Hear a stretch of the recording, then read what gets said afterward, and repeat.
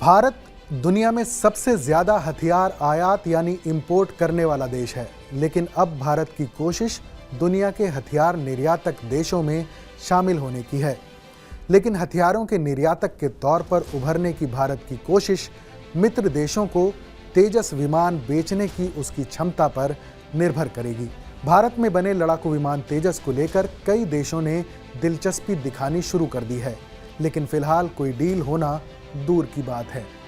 Eurasian times में छपी एक रिपोर्ट के मुताबिक सैन्य हथियार निर्यातक बनने की महत्वाकांक्षा को पूरा करने के लिए भारत को अभी कम से कम 1 दशक या शायद उससे ज्यादा इंतजार करना होगा, क्योंकि लाइट कॉम्बैट एयरक्राफ्ट बनाने वाली कंपनी अभी भारतीय वायुसेना यानी IAF को इन लड़ाकू विमानों की आपूर्ति करने और इसके MK2 एडिशन को विकसित करने में व्यस्त है।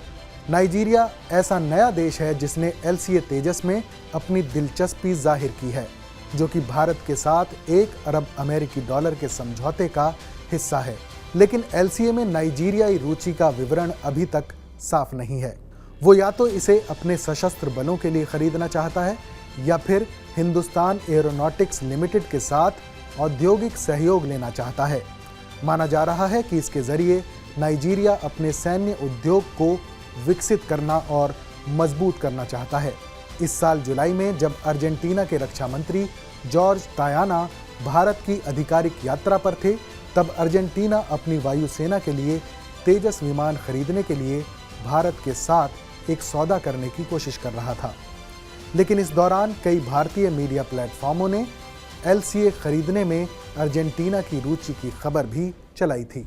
नाइजीरिया और अर्जेंटीना विश्व स्तर पर उन देशों में शामिल हैं जिन्होंने तेजस कार्यक्रम में रुचि दिखाई है, लेकिन अभी तक मेड इन इंडिया लड़ाकू जेट खरीदने के लिए कोई और कदम आगे नहीं बढ़ाया है।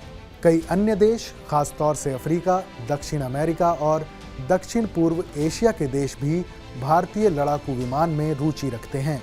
अगस्त 2022 में भारत के रक्षा राज्य मंत्री अजय भट्ट ने संसद को सूचित किया था कि संयुक्त राज्य अमेरिका, ऑस्ट्रेलिया, इंडोनेशिया और फिलीपींस उन 6 देशों में से थे जिन्होंने भारत के तेजस विमान में दिलचस्पी जाहिर की है।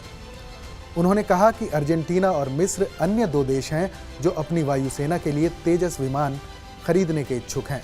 लेकिन मलेशिया की बोली HAL द्वारा तेजस विमान के लिए निर्यात बाजार खोजने और दुनिया को ये बताने का एक ही प्रयास था कि भारत चौथी पीढ़ी के लड़ाकू विमान के वैश्विक बाजार में आ गया है, जिसमें कुछ चुनिंदा देशों के साथ मुकाबला करने की क्षमता है।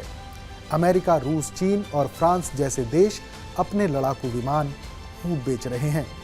विशेषज्ञ मानते हैं कि ये एक बड़ी चुनौती है जो भारतीय वायुसेना यानी इंडियन एयरफोर्स की ज़रूरतों को पूरा करने के लिए सालाना पर्याप्त संख्या में तेजस जेट बनाने की HAL की क्षमताओं में निहित है। HAL ने 2 स्क्वाड्रन में संचालित करने के लिए भारतीय वायुसेना को 40 तेजस विमान सौंपे हैं, लेकिन ये 20 तेजस MK1 शुरुआती ऑपरेशनल क्लियरेंस वेरिएंट हैं और बाकी अंतिम ऑपरेशनल क्लियरेंस वेरिएंट हैं। इसका मतलब है कि HAL को भारतीय वायुसेना को 83 जेट के पूरे ऑर्डर की आपूर्ति करने में लगभग 5 साल लगेंगे। ऐसी खबरें हैं कि भारतीय वायुसेना अपने लड़ाकू स्क्वाड्रन की संख्या बढ़ाने के लिए अन्य 100 तेजस MK1A जेट का ऑर्डर देने को इच्छुक है। यानी भारतीय वायुसेना के लिए तेजस के उत्पादन में 4 साल का अतिरिक्त समय और लगेगा। इस खबर पर अपनी राय हमें ज़रूर बताएं। बाकी देश और दुनिया की तमाम बड़ी खबरों के लिए देखते रहें TV9 भारतवर्ष डिजिटल।